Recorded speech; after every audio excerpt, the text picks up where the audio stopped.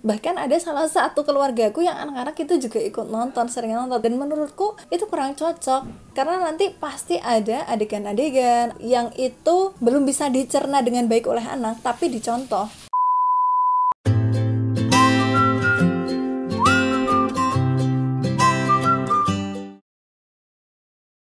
Hai, assalamualaikum, welcome to Paradisi Channel, be better from a channel. Hai gengs, di video kali ini aku mau ngebahas soal sinetron Ikatan Cinta. Karena sinetron itu lagi booming banget di seluruh Indonesia dan bahkan katanya sempat trending juga ya. Dan itu juga masuk dalam rating yang kategori tinggi gitu. Makanya aku mau bahas di sini tentang positif dan negatifnya dari film sinetron Ikatan Cinta di RCTI. Sebelumnya aku mau ceritain dulu backgroundku. Aku lulusan komunikasi dan penyiaran Islam dari UIN Sunan Kalijaga Yogyakarta. Jadi di kampusku dulu selama 4 tahun aku juga kayak mengamati gimana sinetron, gimana film, dan apa yang ada di dalamnya itu nanti dampaknya kayak gimana juga, kayak gitu aku juga mempelajari. Dan kenapa aku berani ngebahas soal sinetron ini, karena aku sendiri juga mengikuti sinetron Ikatan Cinta itu dari awal sampai saat ini. Tapi sebelum itu jangan lupa untuk subscribe dulu, karena di Paradisi Channel akan ada banyak sekali video-video yang insya Allah bisa bermanfaat untuk teman-teman semuanya, dan nggak sedikit juga konten-konten yang pastinya bisa menghibur.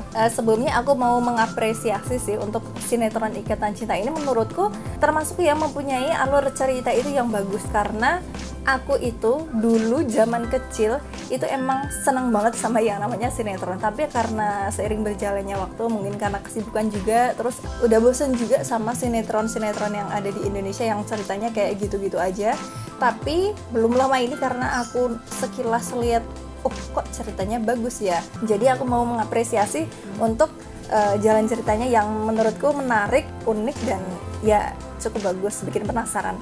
Nah, untuk positifnya, yang pertama itu yang aku garis bawahi banget itu adalah contoh yang baik ya, yang diberikan contoh oleh para pemain Ikatan Cinta, terutama sikap anak kepada orang tua. Entah itu Elsa, entah itu Nino, entah itu Al Andin, itu semuanya ketika mereka bertemu dengan orang tua mereka itu pasti cium tangan. Itu yang aku garis bawahi. Ketika mereka habis pergi dari luar rumah, terus mereka pulang, pasti cium tangan orang tua. Begitu juga ketika mungkin Papa Surya dan juga Mama Sarah itu datang ke rumah Al dan juga Andin, pasti Al Andin itu juga cium tangan. Sekalipun mungkin waktu itu yang kemarin-kemarin itu Al sempat nggak suka sama Mama Sarah, tapi pasti cium tangan. Walaupun ada sih beberapa scene yang waktu itu nggak cium tangan, mungkin karena saking emosinya si Al kepada Mama Sarah itu pernah enggak, tapi keseringannya itu cium tangan. Jadi menurutku itu kebiasaan yang bagus banget, yang itu bisa dicontoh oleh para penonton, karena menurutku di sekeliling kita ya mungkin nggak sedikit yang sudah menerapkan itu, tapi banyak juga yang belum menerapkan, dan menurutku itu contoh yang bagus, karena dengan begitu itu bisa memperlihatkan kalau kita menghormati orang tua. Mungkin jika ada orang tua dengan anak yang memiliki hubungan yang kurang baik, dengan adanya cium tangan itu bisa sedikit mengurangi mungkin rasa kurang suka, ataupun barangkali ada yang rasa dendam mungkin ya barangkali rasa kurang suka itu bisa lebih diminimalisir dengan kebiasaan mencium tangan orang tua itu. Nah, selanjutnya yang kedua, ini adalah mertua yang sangat baik dan pengertian terhadap menantu. Mungkin ini juga bisa jadi contoh ya di keluarga manapun yang masih mertuanya atau orang tua yang kurang baik pada menantunya, mungkin terlalu ikut campur urusan keluarga, atau yang masih suka nyuruh-nyuruh seenaknya, memiliki pikiran-pikiran negatif terhadap menantunya. Nah, ini yang perlu dicontoh dari Mama Rosa.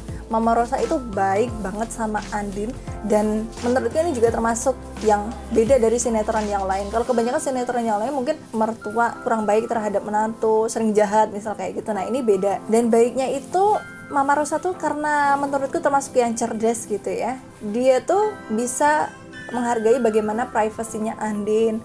Terus juga ketika Andin gak mau cerita masalahnya dengan Al, Mama Rosa bisa mengerti dan nggak memaksa itu. Jadi itu pun juga dihargai oleh Mama Rosa gitu loh. Dan menurutku itu yang patut dicontoh juga untuk para mertua-mertua yang ada di Indonesia untuk meniru sosok Mama Rosa ini sendiri.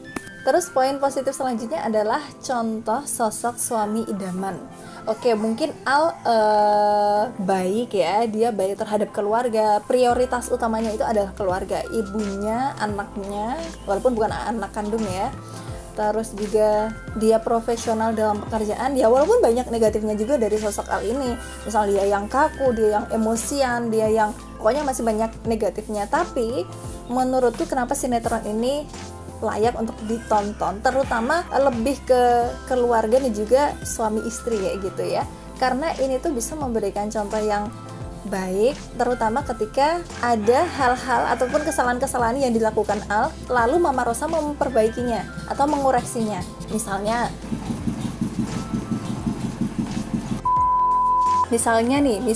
waktu Al itu emosian atau marah-marah kepada Andin, nah, nanti pasti Mama Rosa menegur Al, be calm, kamu tuh jangan kayak gitu sama istri kamu, kayak gitu.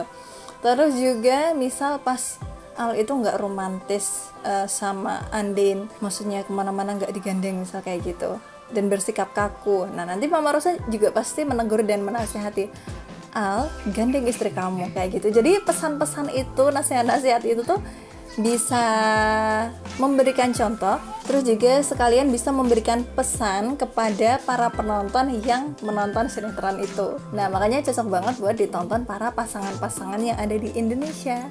Nah untuk poin selanjutnya adalah adanya contoh sosok yang sabar, yaitu dari Andin.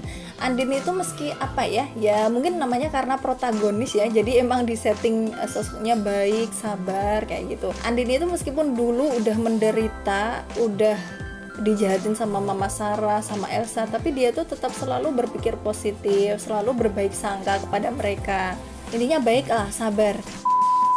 Tapi ketika Elsa keterlaluan, Andin juga bisa untuk memarahi Elsa, karena di episode akhir-akhir ini kayaknya Andin emang udah tahu kalau memang sifat buruk Elsa itu pasti keulang lagi, dan akhirnya tingkat kesabaran Andin itu udah mulai berubah dengan ketegasan, karena Elsa memang perlu ditegasi. Dan itu yang menurutku aku suka juga sih, karena di awal-awal Andin memang sabar, tapi sabar terus yang kayak gitu dan selalu membiarkan Elsa itu juga nggak bagus. Nah itu tadi untuk poin-poin positifnya. Nah ada juga menurutku poin-poin negatifnya ketika kita terbiasa menonton sinetron Ikatan Cinta ini. Mungkin kalau dari dalam ceritanya menurutku nggak begitu banyak hal negatif yang bisa kita temukan ya.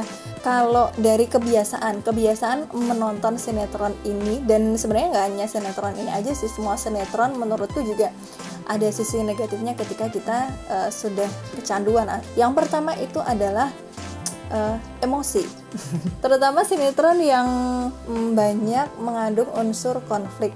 Dan kita tahu sendiri kalau hampir semua sinetron di Indonesia itu juga pasti ada konfliknya, karena ya sebenarnya dari konflik itu sendiri yang bisa bikin menarik kan. Terlalu sering emosi sampai ada yang emak-emak gebrakin televisinya, terus juga banyak orang yang terus jadi benci sosok Glenka, padahal kan Glenka cuma memerankan Elsa, dan menurutku sebenarnya itu wajar sih. Cuma ketika emosinya itu udah saking emosi dengan sinetron itu juga nggak bagus juga untuk kesehatan kan. Dan bahkan aku sendiri mengalami, mungkin awal-awal aku nonton sinetron Ikatan Cinta ini aku jadi susah tidur karena kepikiran kan dari sinetron itu, jalan ceritanya kayak gimana, terus juga konfliknya itu sebenarnya bikin stres juga, walaupun mungkin tingkatnya nggak yang tinggi gitu ya, tapi itu tetap bikin stres dan bahkan bisa bikin susah tidur, nanti ngefeknya ke kesehatan kita sendiri. Jadi menurutku untuk teman-teman yang mungkin nonton sinetron ini bisa dikendalikan dirinya biar enggak begitu terlalu hanyut dalam cerita itu. Oke, nonton tapi nggak terlalu terbawa. Nah yang kedua ini yang menurutku penting banget adalah nggak bagus ditonton untuk anak. Mungkin sebenarnya ini agak mending sih dibandingkan sinetron-sinetron lain yang settingnya itu anak-anak remaja, anak SMP, anak SMA yang mereka terus menjalin hubungan dengan lawan jenis, terus mereka melakukan adegan-adegan yang menurutku itu kurang cocok gitu loh untuk dipertontonkan, untuk difilmkan, disinetronkan, karena itu nanti akan jadi contoh yang kurang baik. Nah tapi kalau di sinetron ini sebenarnya agak aman. Agak amannya itu karena yang memerankan itu adalah sosok suami istri, tapi tetap bagaimanapun ini juga kurang bagus untuk ditonton anak kecil, karena aku banyak banget melihat di dalam keluarga-keluarga itu anak-anak pun ikut nonton Ikatan Cinta gitu loh. Ya, well, sebenarnya ini sinetron segmentasinya untuk usia remaja, dewasa, terus juga dewasa dan juga orang tua gitu loh, bukan untuk anak-anak. Bahkan ada salah satu keluargaku yang anak-anak itu juga ikut nonton, sering nonton, tetanggaku juga yang anak-anak ikut nonton, dan menurutku itu kurang cocok, karena nanti pasti ada adegan-adegan ataupun sikap-sikap yang itu belum bisa dicerna dengan baik oleh anak, tapi dicontoh. Dan ini sebenarnya juga udah ada penelitian ya teman-teman, kalau ada pengaruh ketika sinetron-sinetron di Indonesia itu menjadi kebiasaan, jadi tontonan untuk anak-anak, itu sangat berpengaruh banget. Ini udah ada penelitiannya banyak ya.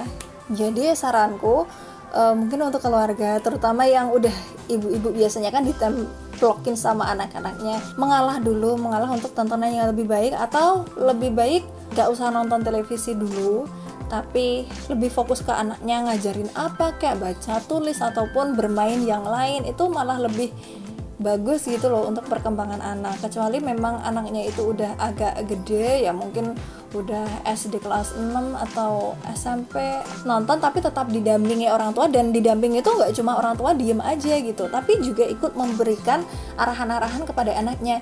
Ini sikap ini sebenarnya kurang bagus, ini sikap ini yang perlu kita terapkan dalam kehidupan. Jadi tetap harus ada pesan-pesan dari orang tua kepada anak, biar anak itu nggak menerima mentah-mentah apa yang ada di dalam sinetron. Nah, untuk poin yang terakhir, poin negatifnya, ini menurutku subjektif banget sih dari aku, yaitu dari segi pakaian.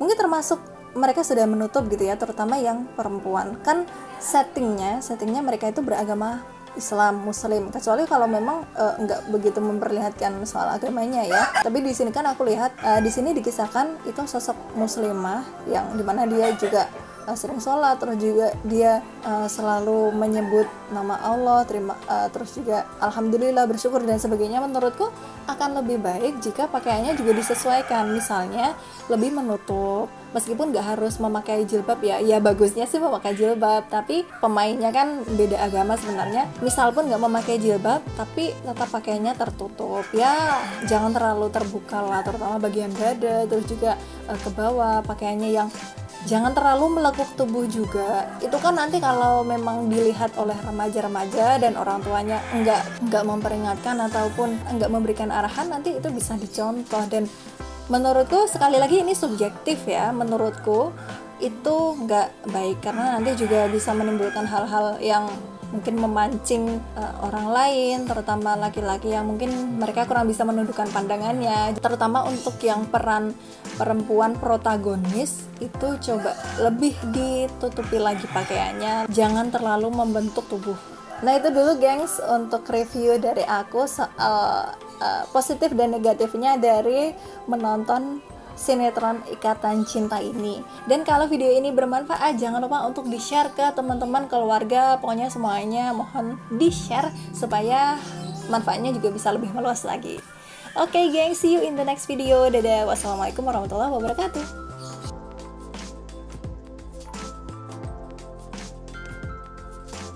Dukung konten positif di YouTube.